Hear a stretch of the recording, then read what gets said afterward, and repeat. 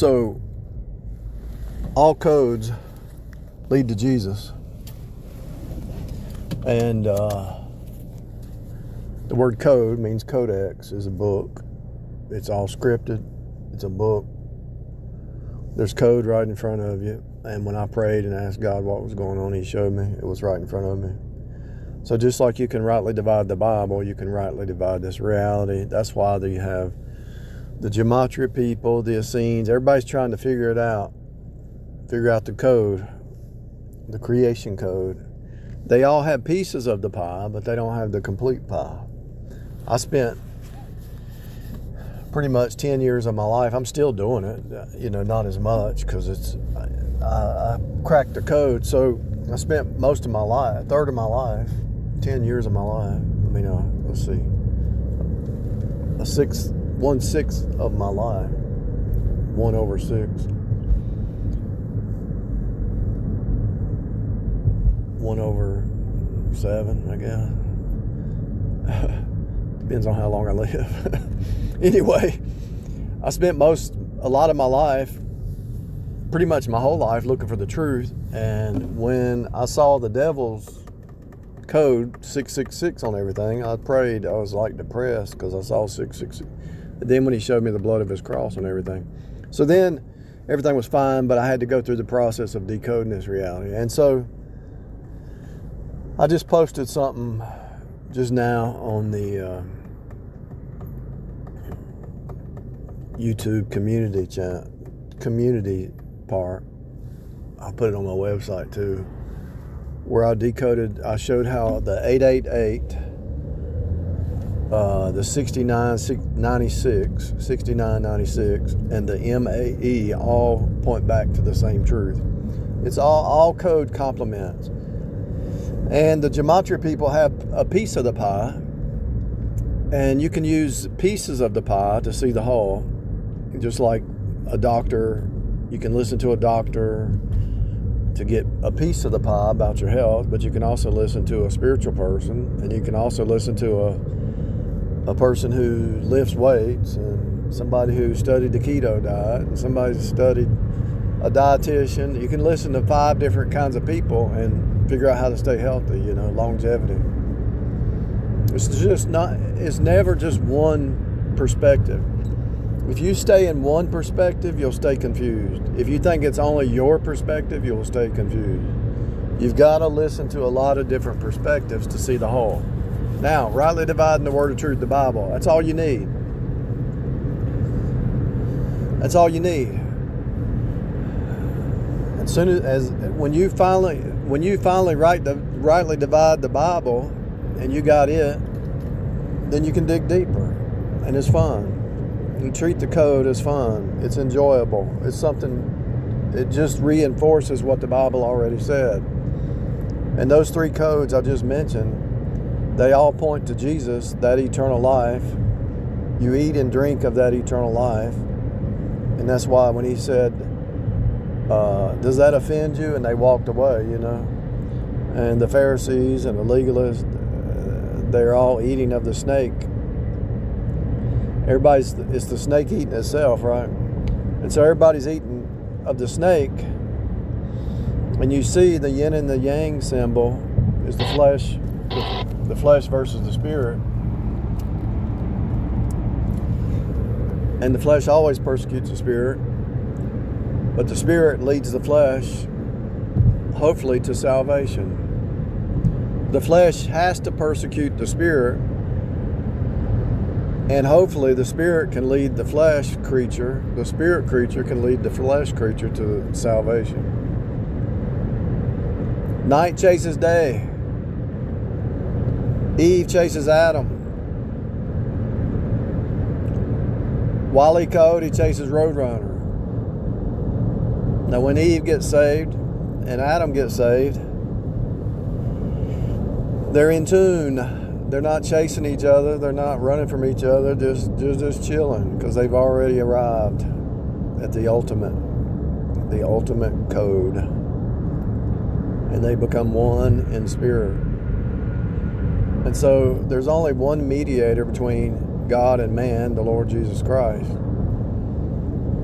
And so Jesus embodies the Godhead bodily, but when you have the Spirit of truth and you start to really grow spiritually, you start to embody the image of the original purpose.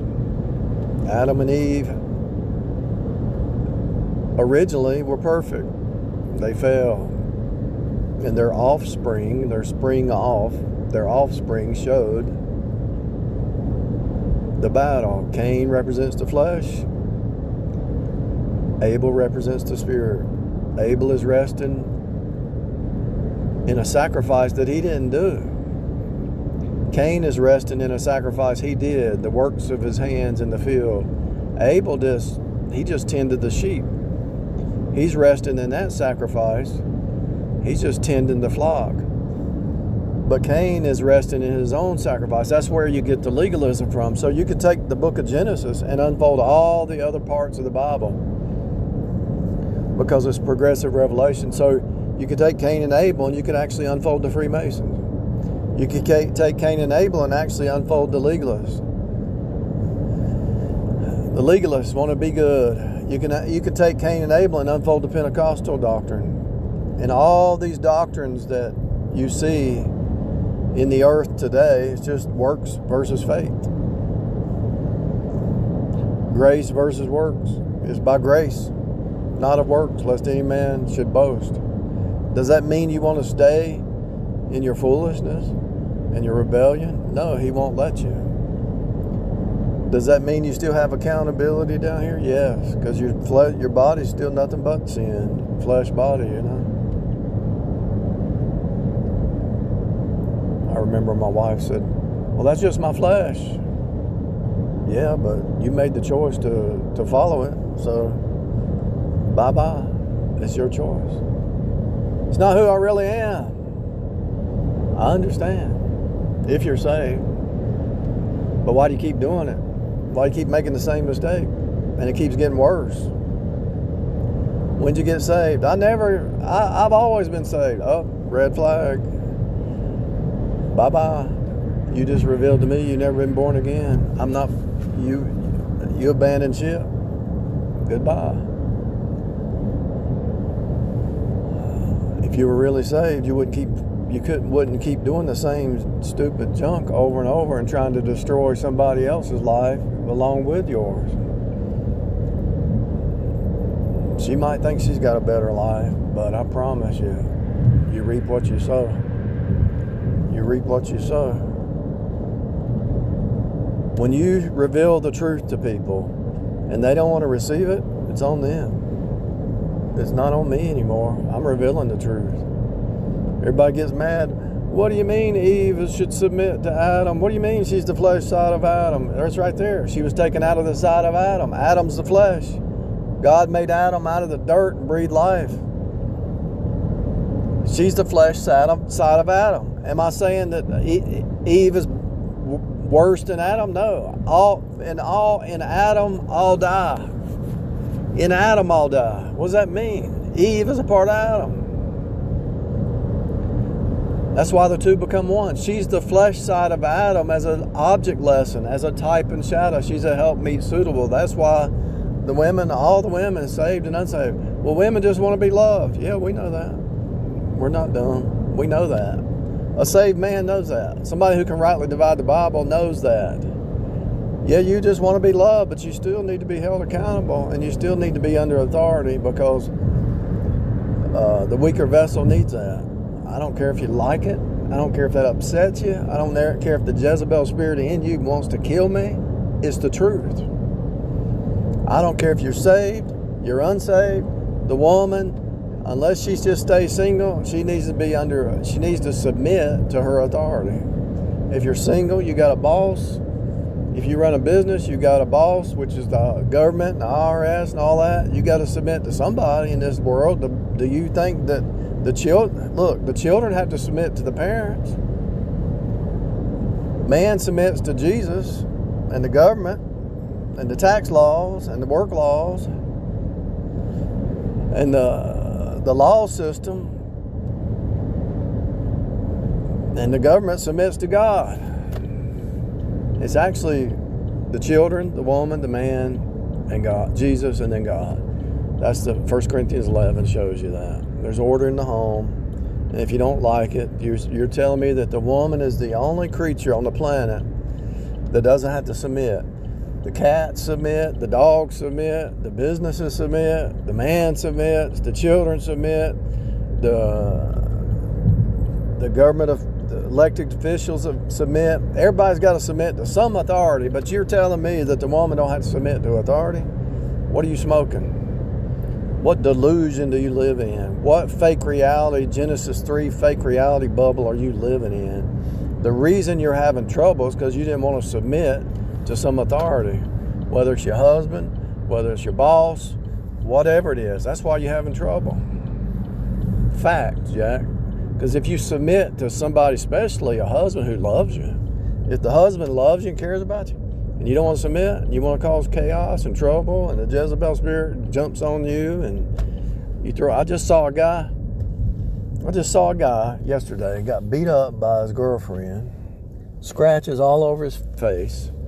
He didn't call the police, she didn't call the police, somebody else did, and they went in there, and they looked, and they took her to jail, and he's so much in puppy love, fake love, that he's going to take her back. I talked to the guy. I said, if she's 5 years younger, she might be as strong as you are. She might kill you, man. You better be careful. She'll probably kill you next time. Well, we were drinking, and well, you better not drink anymore. Scratches all over his face, and he still puts up with that. I don't think so. I don't even like back talking. People don't even talk about that anymore. Back talking is, to me, growing up, back talking. When I was a kid and I back talk, I got a smack in the face. If I back talk a boss, they say bye. They hit the door. You're fired. There's a way to call somebody out on their junk without,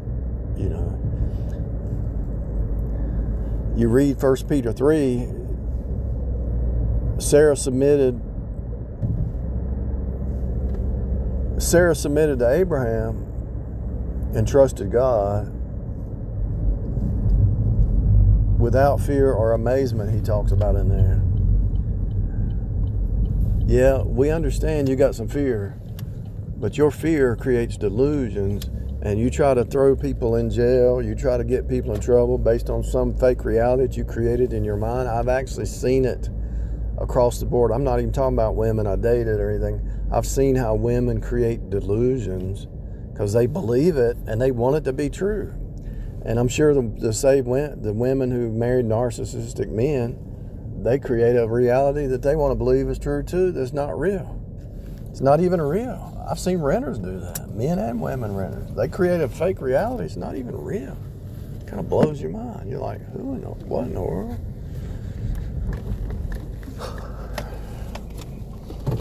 It blows your mind.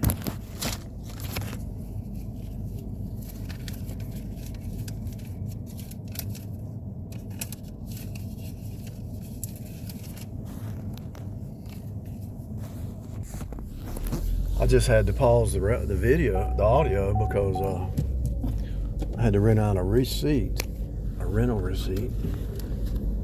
And I walked up to exchange the receipt for the money.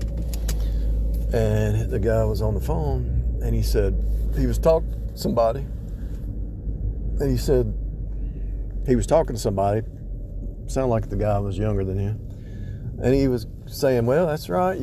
When you do good comes back, or something like that. He says, when you do good, life starts to get better. And I said, that's a good word, man. You reap what you sow, right? He said, yeah. And I walked off. And so it coincides with, as within, so without, as above, so below. What you do on the inside reflects back. If you line up with the eternal truths, there is authority, and there's authority in everybody's life. The man, the woman, the children. The boss has authority, and the employee has authority. The corporations have to submit to laws to take care of the people. And you see that in the Bible where it says, masters, be kind to your slaves, you know. Anytime I started to lose my cool with a renter at time in the past, I noticed everything fall apart. But when I was kind and respectful to the renter, everything flowed. Even though they might be doing wrong, I shouldn't change my behavior, but I should just hold the line, you know, hold the truth, you know. And so I don't care who you are, man, woman, child, boss, employee, citizen, official, you will submit to God's authority one way or the other. And if you run and hide and you scream and yell and say, I don't want nobody to be at the rule over me. See, this is a birthing system. It's a training program. It's a cycle repeat to teach you how to submit. God's mercies are new every morning, yeah, but if you mess up, you go to work and say, I ain't doing that.